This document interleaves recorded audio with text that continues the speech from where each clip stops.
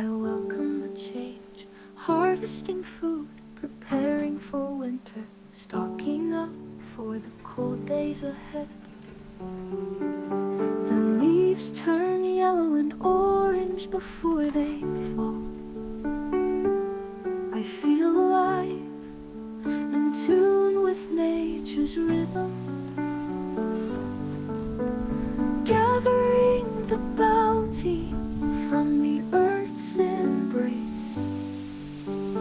grateful for the abundance of God's creation.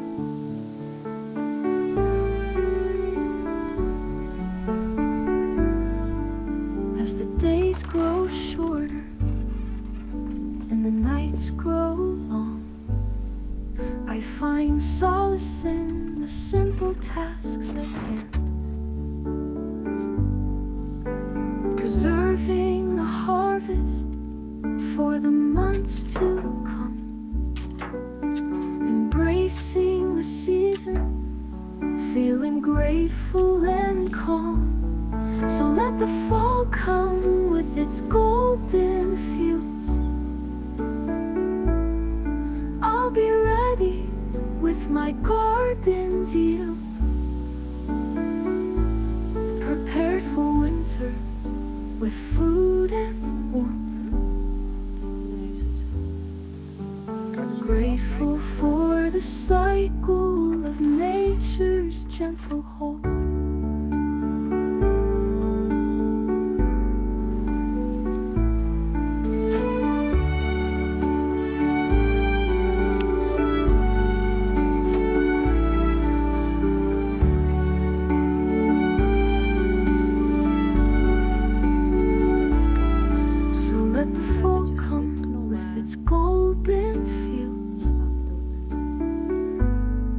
I'll be ready with my garden's yield, prepared for winter with food and warmth. Grateful for the cycle of nature's gentle hold.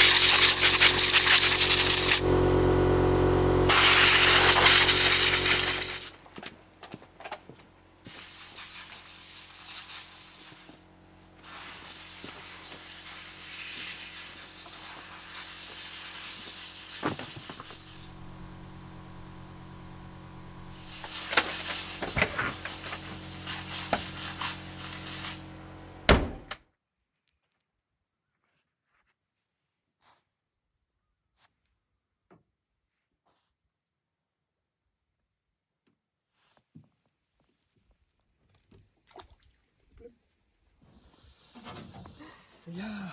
Oké, ik ga nou iets heel engs doen. Ik ga mijn telefoon helemaal boven het water houden. Op het midden van het meer. Wat zei je nou net? To the postman? We're floating around on Hulteglen. In Zweden is het zo dat gewoon de postbode je gewoon belt als er een pakketje is. En we zaten toevallig net op het meer. En hij deed gewoon in het Engels, heel netjes. You're not home, zegt hij. Ik zeg, no, we're floating around on Hulteglen. Oh. Letterlijk. En Hulteglen is het meer trouwens, dat, waar we nu op zitten. Oh, nee, er komt wind. Dat Ja, hadden we niet lekker, we waaien afgesproken. gewoon weer een kant op, zie je dat? We zijn gewoon weggewaaid. Er komt wind, een vlaagje. Oh, lekker. We zijn al bijna aan de overkant. En we hebben wat te snacken. Nou, doeg.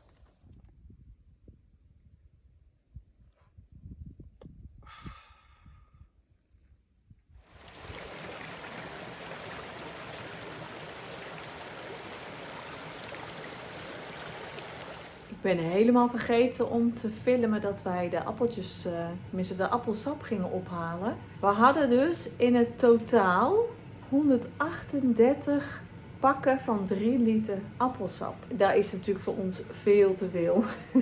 Dus we hebben de 50 hebben we er zelf gekocht.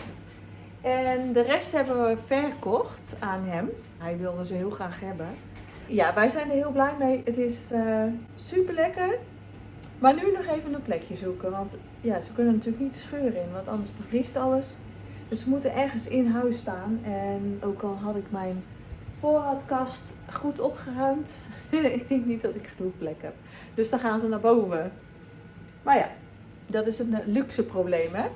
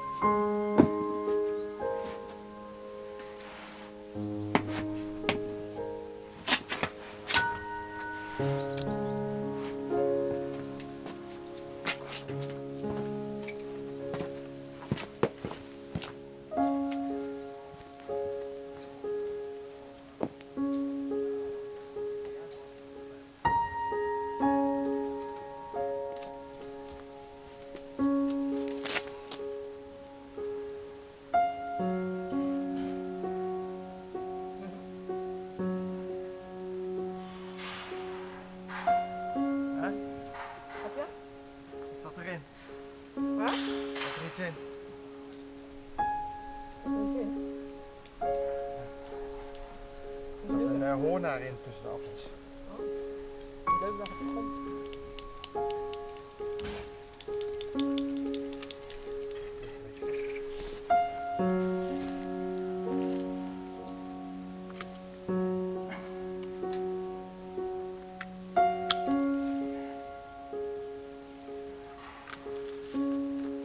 Nou.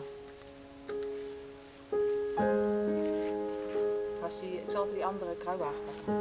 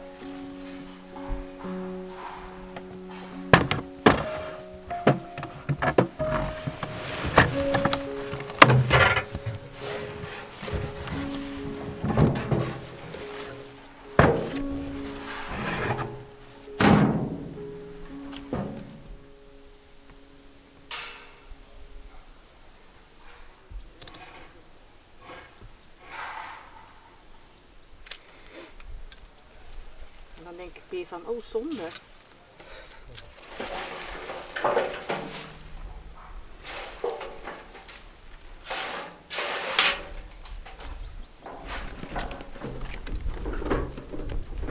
Goedemorgen op deze maandagmorgen.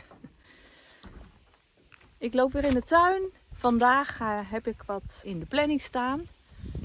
En dat is de laatste hand leggen aan de moestuin om deze winter klaar te maken. Dus dat betekent dat we de laatste Afrikaantjes gaan de tuin uit. We leggen overal een dikke laag compost in de tuin. Daar is Richard voornamelijk mee bezig, want die is steeds met kruiwagens heen en weer aan het rijden vanaf de composthoop. We hebben natuurlijk de paarden gehad en van de paarden hebben wij alle compost bewaard. Dat heeft op een hele grote hoop gelegen en dat is allemaal gaan fermenteren. Waardoor we dus nu een hele rijke compost hebben. Het zit echt bomvol met wormen. Dus daar gaat nu een dikke laag van over de tuin heen. Ik heb nog allemaal hooi over, ook van de paarden. Dus daar gaat er nog een dikke laag hooi overheen als mulch voor de winter. Als je de aarde bloot laat liggen, dan creëer je eigenlijk een wond in de aarde. Dus je wilt dat die altijd bedekt blijft. En ga maar eens kijken, als je het bos inloopt, dan zie je daar altijd dingen op de grond liggen. Van bladeren tot dennennaalden tot takjes. En dat zorgt ervoor dat het bodemleven beschermd blijft. Want anders droogt de grond uit en dan hou je uiteindelijk nog alleen maar zand over. En dat willen we natuurlijk niet, want we willen wel een hele rijke grond hebben voor de moestuin. We wonen hier inmiddels ruim 2 jaar. En toen wij hier kwamen wonen, hebben we een hele hoop prikkelstruiken verwijderd. En het is een hele mooie struik. Het is namelijk de sleedoorn. En hij geeft hele mooie witte bloesems in het voorjaar. En nu zit hij helemaal vol met mooie blauwe bessen. De struik is helemaal onder de sinaasappel door aan het groeien. Dus dat ga ik vandaag eventjes wegknippen. Deze week wil ik de kas ook nog gaan aanpakken. Daar staan nog tomaten in en ja, het liefst laat ik die nog zo lang mogelijk staan, zodat ze nog even verder kunnen kleuren. En dat ik gewoon nog wat verse tomaten kan eten. Ik heb hier trouwens ook een mega grote palmkool in de kast staan. En ik zit maar te wachten tot hij een keertje in bloei schiet. Maar hij heeft er nog geen zin in. Hij blijft maar doorgroeien. Nou weet je ook gelijk waarom het een palmkool heet. Dus ik laat die gewoon nog even staan en dan kijk ik wel wat hij doet. In de kast heb ik ook nog munt staan. Bleekselderij. En deze bleekselderij die heb ik namelijk in de winkel gewoon gekocht. Opgesneden, mee gekookt. En het kontje heb ik bewaard en die heb ik binnen in een vaasje gezet in water. Dan gaat hij vanzelf wortels schieten. En toen hij worteltjes had, heb ik hem hier in de kast gezet. Nou, je ziet wat voor grote plant daar dus weer uit voortkomt. Dat is echt bizar. Hier heb ik vind ik een hele bijzondere plant. Ik had er nog nooit van gehoord en ik kwam hem tegen bij een loppis. En het is dus een soort van spinazie. Ze noemen het hier bloemspinaat. Het is een klimplant. De bladeren zijn dus eetbaar en worden een beetje vergeleken met een spinazie. En hij klimt omhoog en hij geeft uiteindelijk hele mooie roze bloemen. De bloemetjes zitten er inmiddels in. De bedoeling is dat hij dan ook nog besjes gaat geven. Ik weet dus niet of hij dat dus dit jaar nog gaat doen. Maar het is wel een superleuke plant. Hij ziet er heel erg leuk uit. Hij is volledig eetbaar en de bessen zijn dus ook eetbaar. Maar ja, dat is nog even afwachten dus of hij dat gaat doen. Ik heb ook nog wat kolen en boerenkool binnen in de kast gezet. En dan kan ik daar in ieder geval van de winter nog vers van oogsten. Want ik weet zeker datgene wat ik in de tuin heb staan, dat door de herten opgegeten gaat worden. Eigenlijk blijven de herten zo de hele zomer wel van mijn moestuin af. Ik heb daar niet zo heel veel last van. Het zijn meer de slakken en de rupsen. Maar nu beginnen ze wel weer meer te komen. Ze komen natuurlijk op de appelbomen af. En ik kan dus al zien dat er aan sommige planten gesnoept wordt. Nou vind ik dat helemaal niet erg. Ik heb er dus wel voor gezorgd dat ik de boerenkool alvast geoogst heb. Voor een groot deel. En uiteindelijk ga ik gewoon de boerenkool laten staan. En als zij dat dan nog willen opeten, vind ik dat helemaal prima. Maar dan heb ik in ieder geval in de kast nog wat boerenkool staan. Zodat ik wat vers kan pakken. Om het nog te gebruiken als een salade. En we hebben ook nog hartstikke lekker weer. Nou, wat wil je nog meer? Dit is echt super fijn nog. En het filmt ook wat prettiger als het lekker weer is, hè? Dan hoef ik niet in de stroom en de regen hier te staan met de camera. Dat is niet zo handig.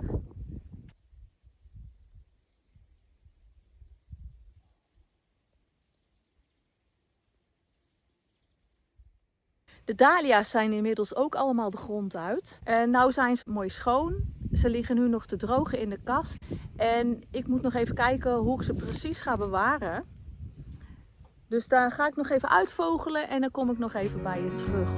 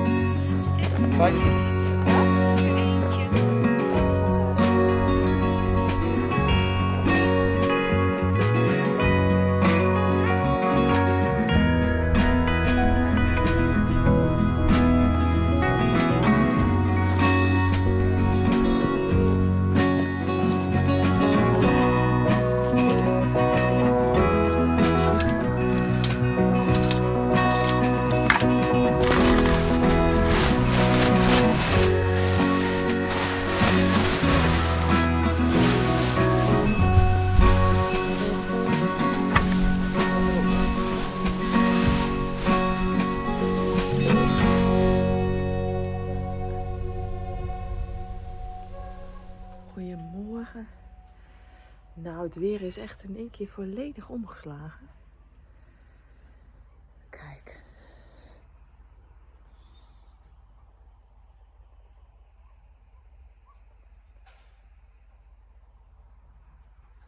Het is donker nog. En dat komt omdat ze een hele hoop regen gaan opgeven. Tenminste, hebben ze opgegeven. Vandaar dat wij ook nog wel met een beetje spoed de laatste dingen in de tuin wilden doen.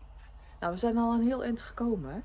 En volgens mij gaat het om 4 uur regenen. En dan houdt het even niet op voor 2 dagen.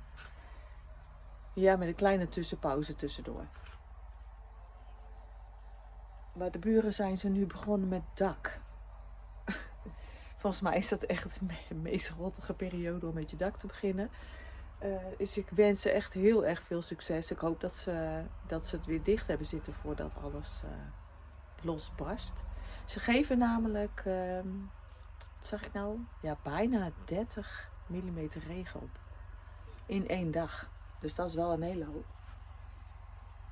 Nou, ik ga nog even naar binnen. De rest ligt namelijk te slapen. Ze voelden zich niet helemaal lekker. Richard en Vlinde. En ik ga even binnen zitten en mijn koffie opdrinken. En mijn haakwerkje. En dan zet ik heel eventjes een serietje aan voor mezelf. Dan vermaak ik nog maar eventjes. Ik moet nog even stil doen.